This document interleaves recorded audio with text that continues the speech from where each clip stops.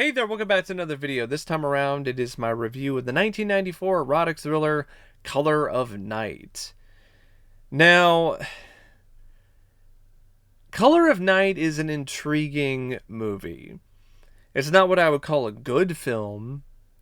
In fact, I thought it was pretty bad. But it's still an interesting movie. It's like one of those films where there are elements here that are really promising and show a lot of potential, but because of the way the film ultimately deals with all of these things, it's a failure in execution and a textbook example of that. Now, the film was directed by Richard Rush, who, prior to directing this movie, didn't seem like he was in any rush to direct films. And it really does show. He had not directed a film since The Stuntman, which was all the way back in 1980, so it had been 14 years since this guy directed anything. I know he was initially tabbed as the director for Air America, but then he got pushed out of the project, and Roger Spottiswoode came in and replaced him. So that was initially supposed to be his first film that he had directed in a decade, but that didn't work out, and I guess he still had the itch, so he decided to direct Color of Night. And the direction in this is very inconsistent. There are a lot of moments where it looks like something that you would see on the USA cable network, but then there's other moments where it actually is quite eye-popping, and it showcases some real talent behind the camera in terms of the way things are shot. For instance, the death of Scott Bakula's character was very giallo. It was a really stylish, slick-looking sequence. There was another scene early on in the film when a patient of Bruce Willis's, a psychiatrist character, she jumps out of a window to her death. That was a really dynamic-looking shot. I really thought that was quite eye-catching. And there were some other moments where the direction really did shine. But then there's other scenes where it just is unbelievably flat and lifeless and limp. The countless sex scenes, for instance, they were not sexy. They were not sensuous. They were not anything to really provide a hard-on, let alone remember in any genuine capacity. Like, they weren't anything that really was going to get a rise out of you one way or another. And like I said, there are numerous shots in this where it makes it look like a TV movie, which is the result of a director who was rusty. The guy hadn't directed anything in over a decade. I don't care how talented of a filmmaker you are, if it's been that long since you've directed a film, you're gonna be rusty. I mean, it happened with Walter Hill. When Walter Hill stopped making movies for decades, he then came back and directed a couple more films in the 2010s, and the result was rather pathetic. It was a directorial effort that was caked in rust, and it was really something that paled in comparison to his other work. And I feel the same thing here with Richard Rush, but unlike Walter Hill, Richard Rush was never really known as that consistently great of a filmmaker to begin with. I mean, other than The Stuntman, what else has he really done that has gotten critical acclaim, let alone really stood out to anyone. Not really much of anything. Like, if you look at his filmography, he hasn't directed a ton of films, and the films that he did direct prior to The Stuntman really weren't anything to write home about. So, The Stuntman is an outlier. It's an outlier in this guy's career. So, it makes sense that after this one lone outlier, where he seemed to showcase some real amazing talent and flair for cinema, that he would lose most of that when he decided to direct this film 14 years later.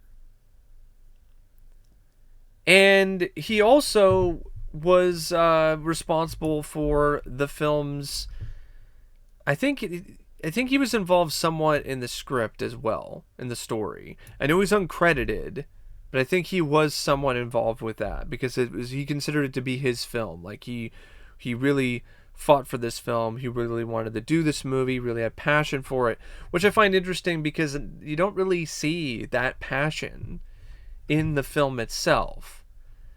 Now, the script is by Billy Ray and Matthew Chapman, and I think Richard Rush had a few added moments of inspiration, so to speak, that he threw in there. But this screenplay, it's something else.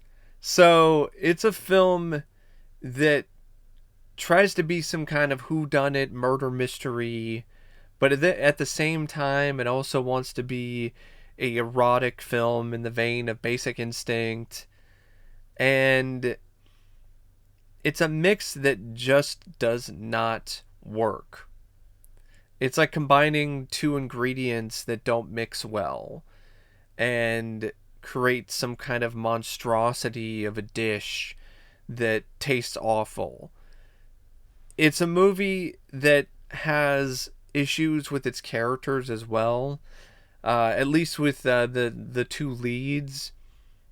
Some of the supporting characters are not really that bad, but the two leads in particular are not very likable, let alone charismatic or charming. And it's not really the fault of the actors.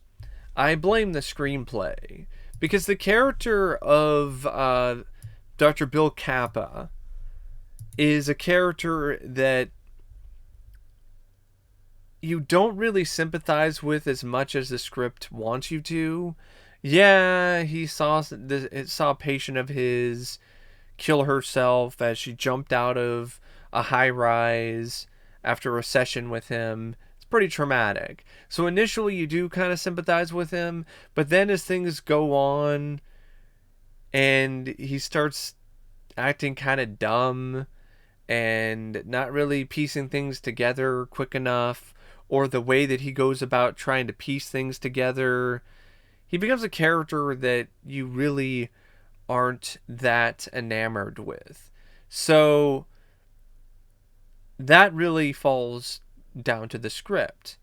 It's one of those things where you're very indifferent about the guy. You don't really care whether he lives or dies, whether he gets back together with the girl that he loves, or whether he's able to solve the murder mystery. You don't really care. It's one of those things where you just don't have as much of an investment in this main character, this protagonist, as you should when it comes to a story like this.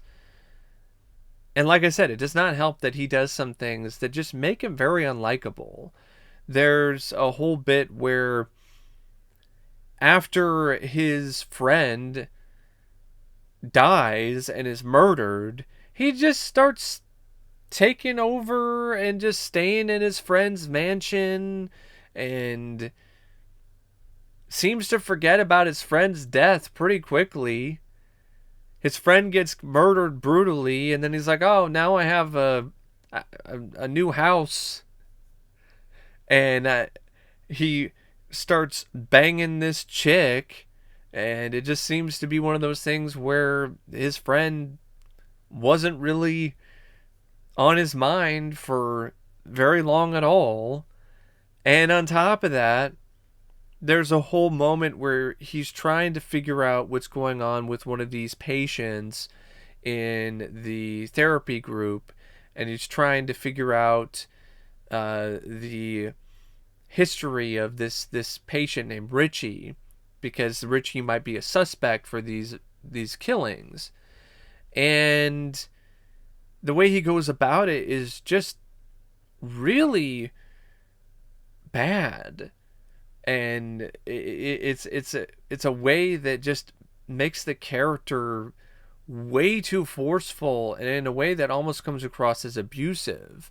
He goes to the home of this woman, this widow, who lost her husband, who was the therapist that I guess he treated Richie, and apparently he abused Richie, which is fucked up. But then it's one of those things where he goes to her house, and the first time he goes there, she doesn't want anything to do with him and tells him to leave, and he leaves. But then the second time he goes over there, he breaks into this woman's home and terrorizes her in order to get her to tell him more about Richie. And that's where he finds out the twist that Richie has been dead. And it's like, it's one of those things you're like, there had to be another way for this character to get this information, instead of him coming across like a total asshole, just terrorizing and abusing this old woman, just breaking into her home. And it's one of those things where I guess maybe it might work if you're showing this guy as someone who's desperate and he needs to find the answer soon, otherwise it'll be too late. And I think that's what they're trying to go for. But this is a guy who spends a lot of the film banging this chick and seems to really think more about the next time that he's going to be able to bang her than anything else. So this just makes him come across like a douchebag. And speaking of the therapy group, that feels like a wasted opportunity as well, because it seems like one of those things where, oh, everyone in the therapy group is going to start to be the target of this killer. They're going to get picked off one by one in various different ways. But other than like one member of the group, that doesn't really happen. So the therapy group almost feels like it's only there to provide potential red herrings, to take the audience off the scent, so to speak, of who the killer could be. And speaking of that, I don't know if this is really the script's fault, but I think part of it is because of how clunky it's handled. The whole stuff with Richie and the whole stuff with the killer, and in particular this the character played by Jane March, Rose, who you find out has multiple personality disorder. So Richie, the guy from the group, is actually her, because she was forced to be Richie by her brother, because Richie is her younger brother who died, who killed himself after being abused by this therapist. So her older brother, he, I guess, because of grief, he traumatizes and forces his younger sister to be his dead brother, which is just all kinds of weird and just doesn't make any sense to me why anyone would really go to that length. But it causes her to have multiple personality disorder, which is understandable. And she's Richie, but she's also Rose, and she's also this other girl who's in a romantic relationship with another woman in the therapy group. And it's one of those things where, okay, I'll give the script this. It's definitely doing something different here, but the way it's executed is just pretty bad. It's a pretty awful way to really showcase this kind of plot point. And it doesn't do a good job hiding it either, because it's pretty obvious that Richie is a woman. Richie is a woman in male clothes, and someone who's just trying to look like a guy, but you can tell that it's a girl. And I will give the script this: I didn't necessarily see the older brother being the one that's doing the murders. I thought it was going to be Richie or Rose, that they were going to go for that kind of angle, but they didn't do that. Also, the script has some moments where it is pretty graphic and intense. I will give it some credit for that too. I mean, Rose is in a chair with nails through her hands and like hooks in her back, and in the film's climax, the killings, when they do happen, they are effectively grisly. But the romantic stuff, like, you don't really buy that Dr. Kappa is just madly in love with Rose. It just doesn't really register on the level that I think the screenwriters wanted it to. And the mystery itself, yeah, they throw in some red herrings, and there are some okay twists, but a lot of it's very clunky. And the therapy group, it seems like there might be some potential there, and there definitely is some potential that's realized, because some of these therapy group members are really interesting characters, but they're dropped and not really much of a focus at times. So it's just a screenplay that is really muddled at the end of the day. Like it's not as cohesive as it could be. It doesn't matter what version you see, whether it's the director's cut or the theatrical version. There are a lot of the same issues with Dr. Kappa and how he's written, and with some of the other plot points. So the script, it could be a lot worse, but at the end of the day, it could also be a lot better. Now, the film's cast is arguably one of the most captivating things about this movie. You got Bruce Willis, who plays Dr. Bill Kappa, and it's interesting to see Bruce Willis play this kind of role, this serious psychologist who's embroiled in this murder mystery and this love triangle, but I don't think he was the right casting. It's one of those things where it's interesting to see him in this kind of film, but you can see why he isn't really right for this kind of film at this point in his career. He seems like a fish out of water. He definitely does not seem like he's in his comfort zone, and it leads to a performance that's very stilted and stiff. And it doesn't help either that the moments when he's tasked to be a sex symbol, when he's tasked to be sexy, are just really rough to watch. They are on par with the sex scenes in The Specialist between Sylvester Stallone and Sharon Stone, that to me were never at any point erotic, let alone sexy. It was one of those things where it just made me go limp, because it just seemed like it was just a bunch of just two people who don't have any real infatuation for one another and don't have any genuine chemistry when it comes to romantic connection, just bumping uglies, and it's an ugly sight to watch. And I feel the same here with the various love scenes between Bruce Willis and Jane March.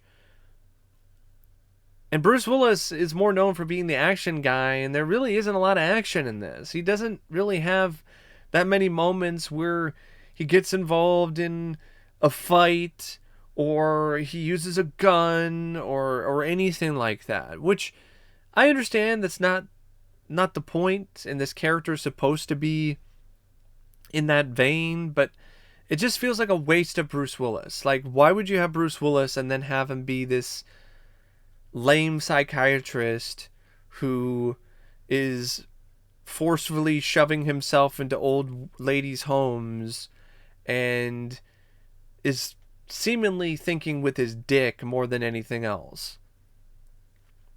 You know, I don't really think it's that good of a performance. I think there are some moments here with Bruce Willis where the performance is all right, but nothing about his performance in Color of Night is amazing to me. Like, it's definitely one of his weakest performances as an actor.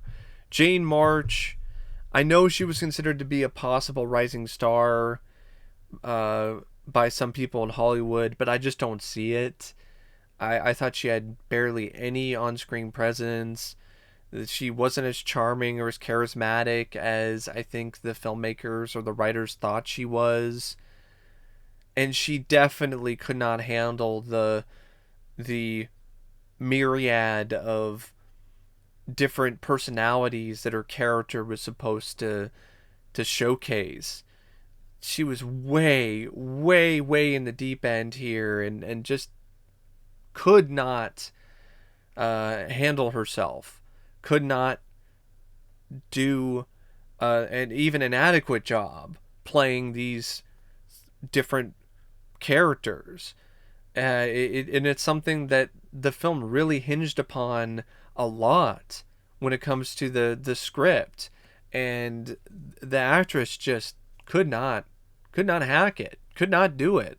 When she's dressed like Richie in the therapy group, she's dressed like a boy. You don't buy it. You don't buy that this is supposed to be a boy. You don't buy that this is anything that's going to surprise or trick anyone in the group or otherwise. And when she's supposed to be this sexy temptress, it just comes across as pathetic and sad, because she's forcing things and none of it comes naturally for her. And when it comes to moments when she's supposed to be more emotional, it's also pretty bad, pretty woeful.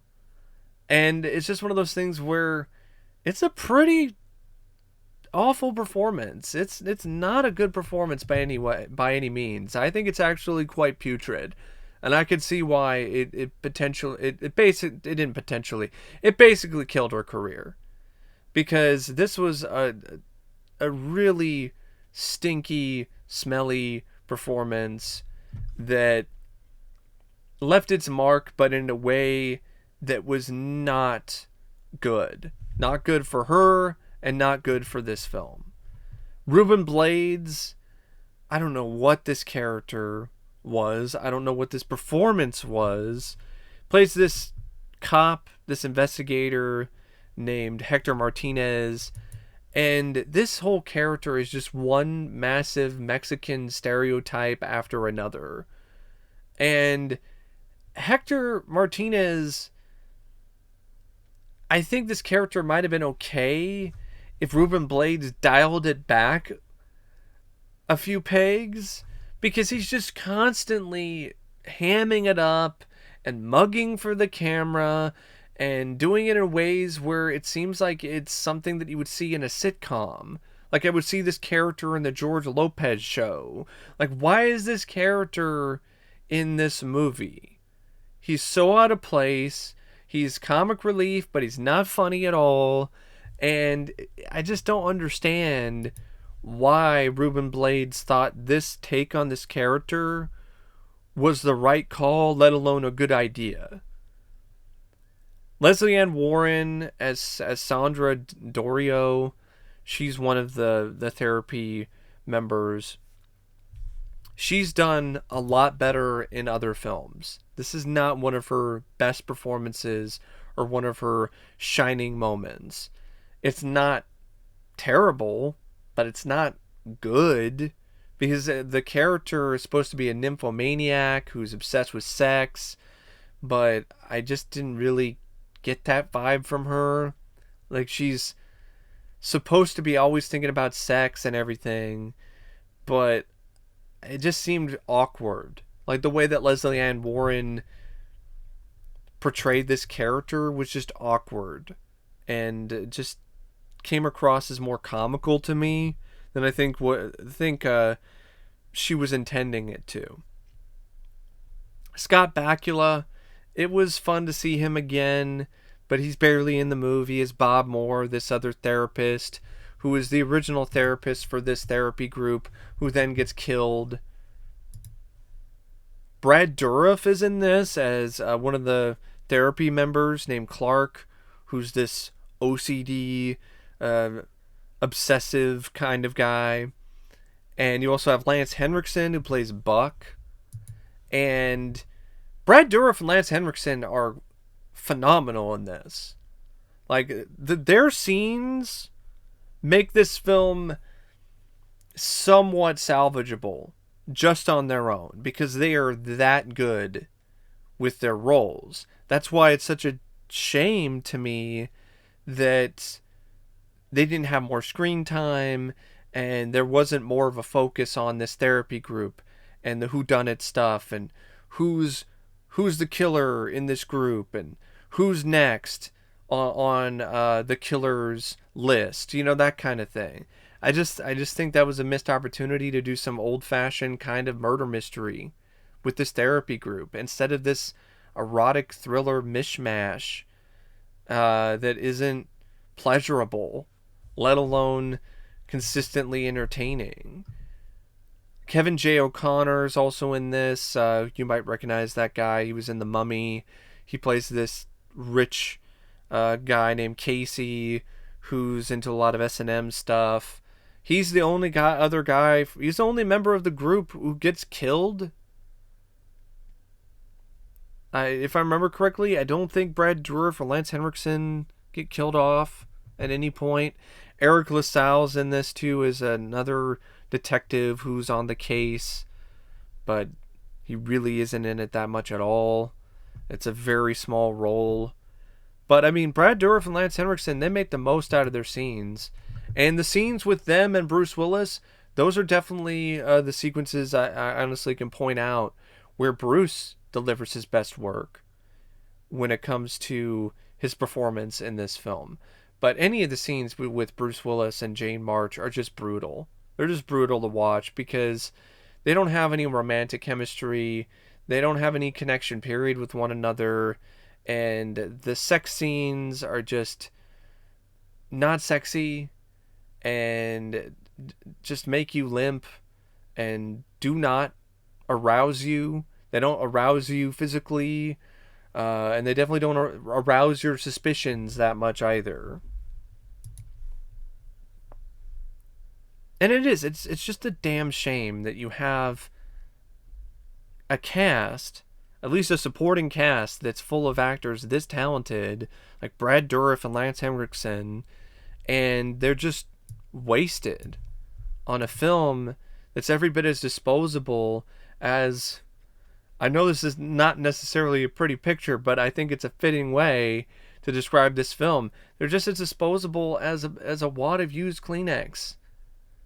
After a particularly hot and heavy session of self-masturbation, that kind of thing. It's not really anything that's that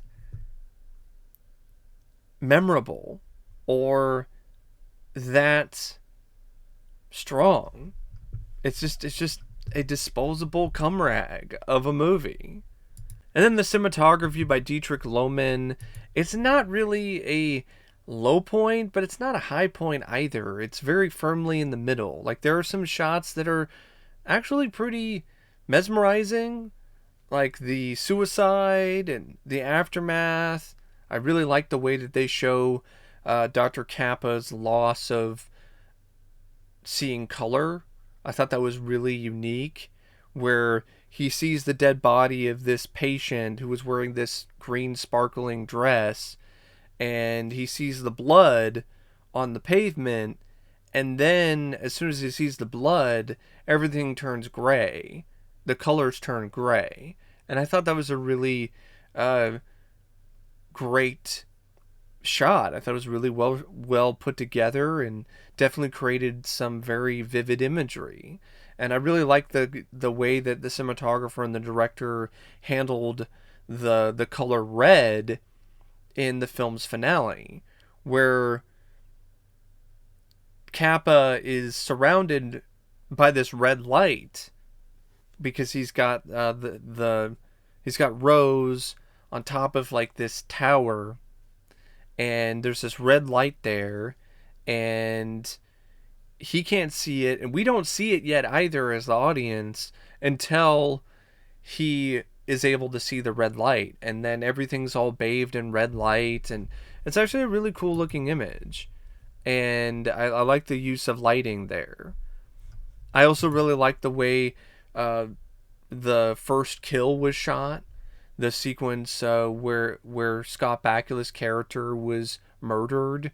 I thought that was a really well shot sequence. The cinematographer and the director worked together really well there to create a very striking image.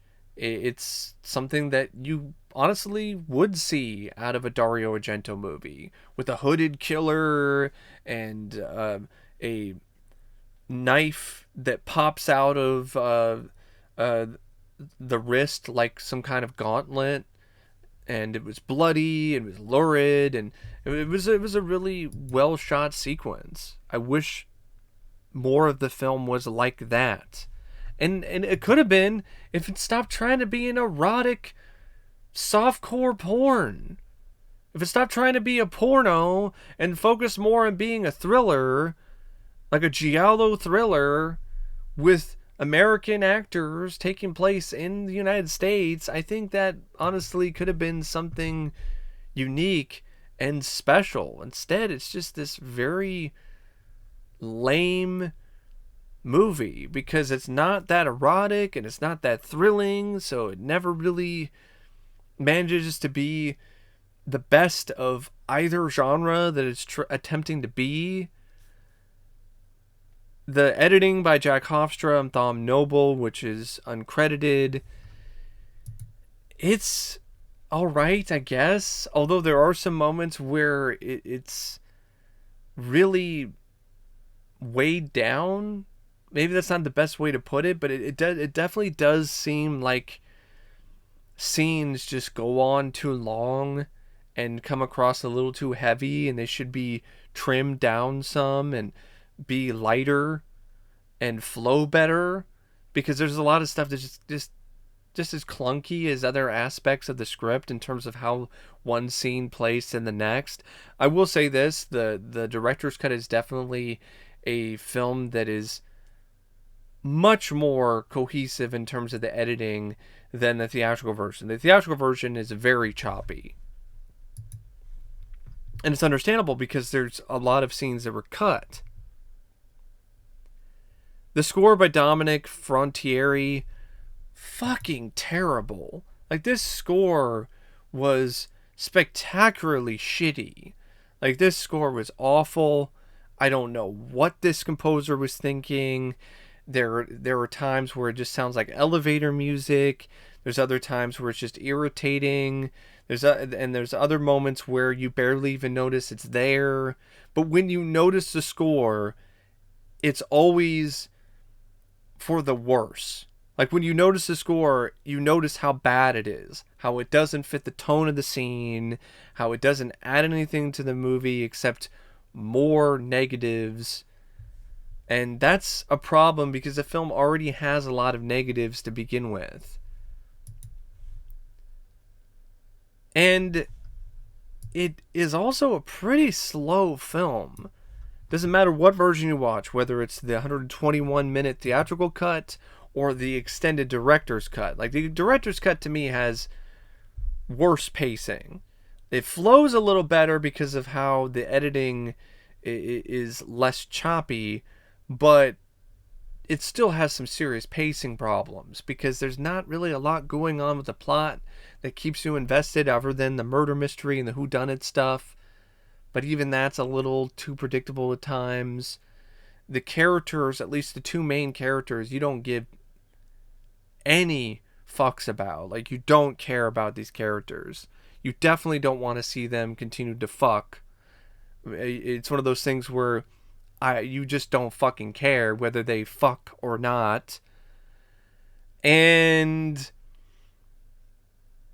then you have other stuff that just seems like it just comes and goes.